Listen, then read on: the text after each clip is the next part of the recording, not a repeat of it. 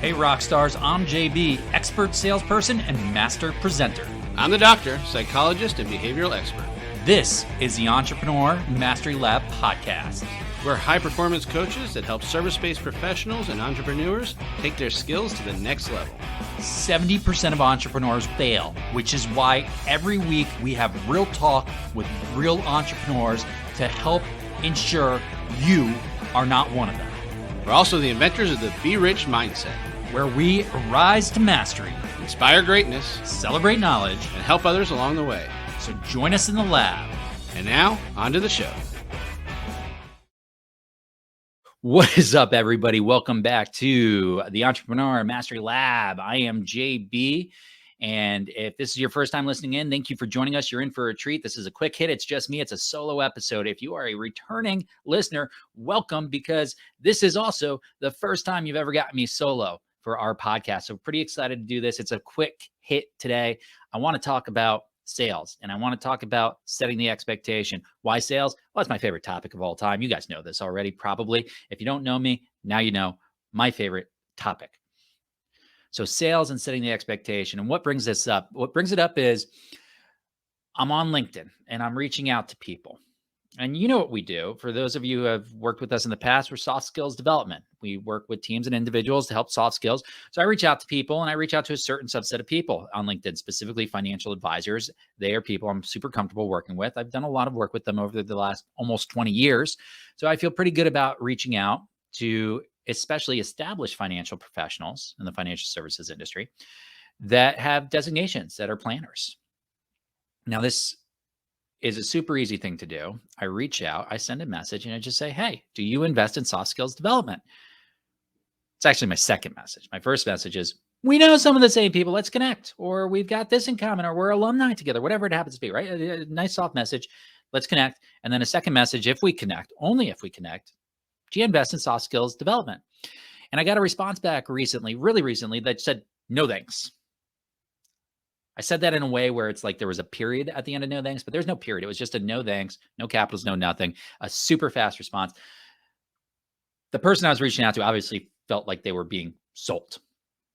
Now, I don't know if this is an experience that they've had with other people that are just going out to actively try to sell them as hard as possible, or it's a result of them being very busy. But I found it interesting that they wanted to connect, and they were unwilling to even engage in, let's call it a communication, a respectful communication. It was a shutdown, and a hard shutdown, and it's okay. In sales, we get doors shut on us all the time. That's not a big deal. But what was interesting to me and what brought this up is I had this thought where, I'm glad I asked that question up front, not because I want people to feel like they're getting sold. I don't ever want somebody I work with to feel like they're getting sold. The people I work with and the people who choose to work with myself and the doc want our services because they have a need, they have a problem to solve. Now, what that specific problem may be can depend on each individual and team, but there's a problem that needs to be solved. I mean, this is just what it is.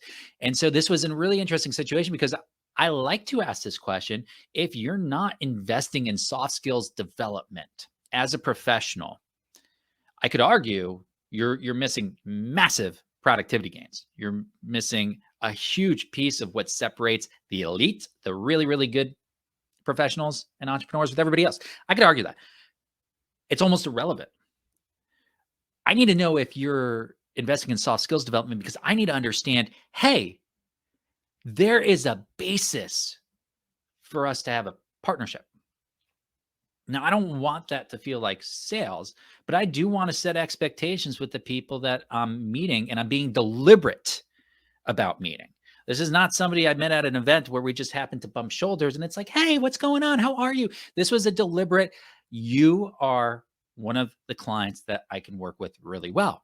You have the pedigree, you have the foundation, you have the baseline that all of my most ideal clients share. Except I do not know if you believe in soft skills development. I don't. I know you believe in some sort of development because you've gone ahead and you've gotten some serious further education and designation work done. So you must believe in development of some sort. But do you believe in soft skill development? And do you have a need for it? Because if you don't believe in it or you don't have any sort of need for it, there is really no basis for our conversation. And all of this is to make a singular point. When it comes to sales and selling of any kind, setting expectations is incredibly important for both parties. It's incredibly important. We need to set expectations, and we need to do it better than we often do. A lot of times we never set expectations. But our expectations should be set because we do need to understand if people are going to be a good fit for us and vice versa. And it's the very first thing we need to be able to figure out. I like setting expectations. I like this no thanks. Now, I don't like the way he did it or they did it. Might not be a he. Maybe it is. Okay. It's a he. I don't love the way he did it because you connected with me. Why'd you connect with me? What's the point of connecting with me? Woohoo, we got our names on each other's freaking list now. Awesome. It does nothing for either of us. You shouldn't have even connected. Don't connect with me if I'm reaching out to you and we've got no baseline. Just don't do it. Look at my profile. Look at what I do. Look at who I am. It's there. I promise I'm public. You can find me. 10 seconds, you can find me. Maybe less. Too good with the computer. Anyways, setting expectations, fantastic thing to do. Think about how you're setting expectations. Think about it. Am I setting expectations so I have a clear understanding that this is somebody that I can help?